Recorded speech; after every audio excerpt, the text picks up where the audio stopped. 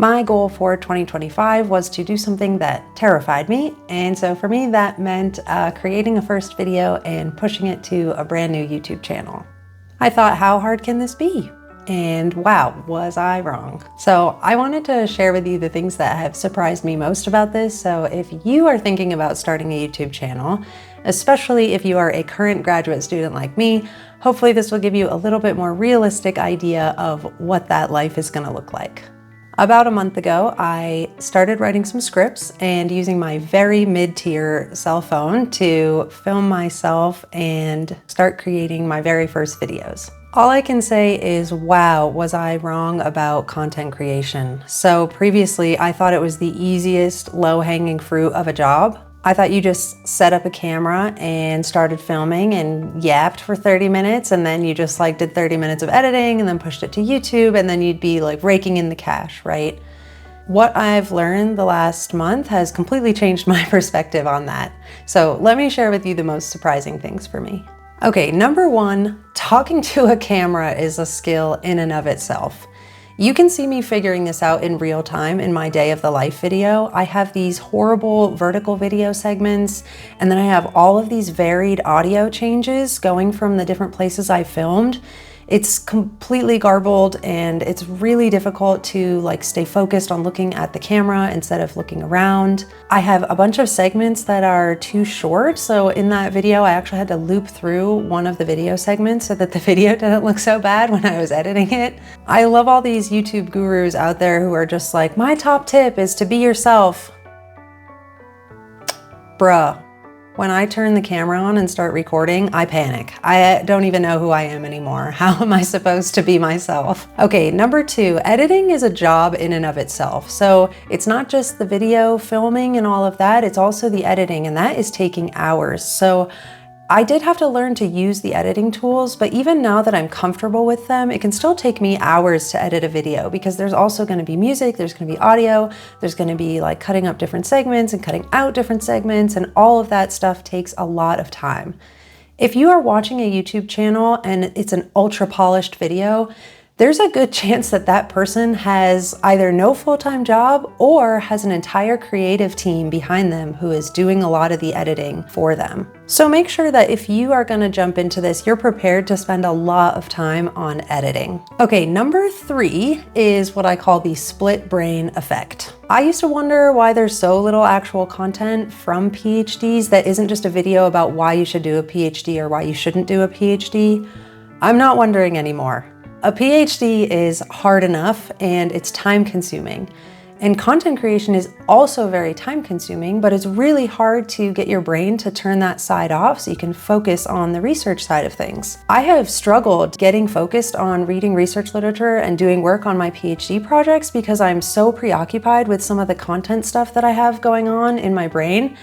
And it's really, really hard to strike a balance between getting your regular research stuff done and then also trying to build a YouTube channel on the side. All of it has left me feeling a little split-brained, to be honest, and I'm still figuring out how to get that balance back to some place that's workable for me. Okay, number four. I didn't realize this, and I don't think a lot of people realize this. You don't just make money immediately off of YouTube videos. It actually takes a lot of work before you can monetize a YouTube channel, which is when you would earn money from ad revenue. You have to have 1,000 subscribers, but in addition to that, you need to have 4,000 hours of public video watch time in the last year in order to be a monetized YouTube channel. I've heard people say, oh, I want passive income from my YouTube channel.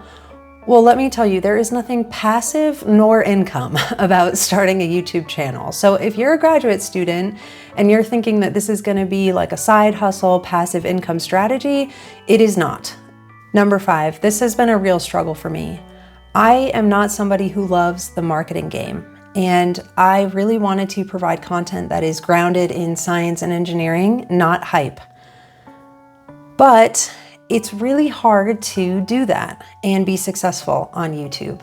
The clickbait titles, the obsession with driving channel engagement, the ultra phony thumbnails, all of it is part of the bigger machine. And unfortunately, it's very hard to do well on YouTube, to get a lot of viewers or to get YouTube to recommend your content if it doesn't sort of play by those rules. You just cannot get people to click on a video that has a boring picture or a boring title. Even the people who are aware of the clickbait nature of a lot of the content out there will still choose that content over a boring one.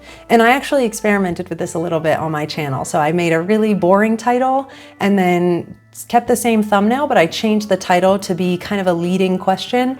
And the difference in click-throughs was immediate. That's a frustrating part of this process that I am still figuring out how to work with, and still figuring out how to bring my content to people without having to sacrifice what I think is a more genuine, grounded approach to engineering. Okay, I'll get off my media soapbox. Number 6, this is just a practical tip. You are gonna need a lot of storage. You need storage on your machine, maybe an external hard drive, because all of this raw video footage, the audio, potentially screen share content like I have for my Isaac Sim tutorial, all of that stuff is multiple gigabytes of storage.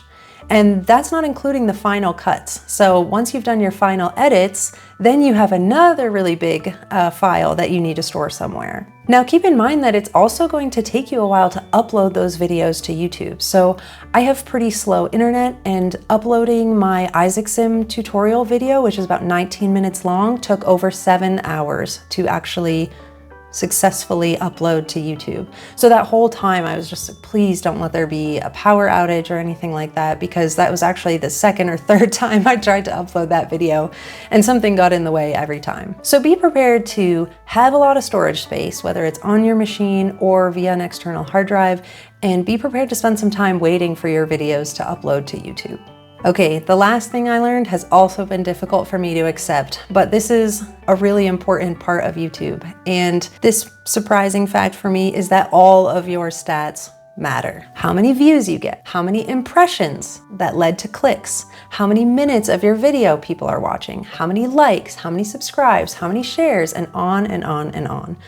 All of those go into whether or not YouTube decides to recommend your video to users on its app. And that can be really frustrating because it means you have to be really targeted in your approach to providing content if your goal is to monetize a channel. Now, fortunately for me, that was never the goal, but it is something to keep in mind if you are a current graduate student and you are thinking about trying to have a channel that generates money through YouTube monetization.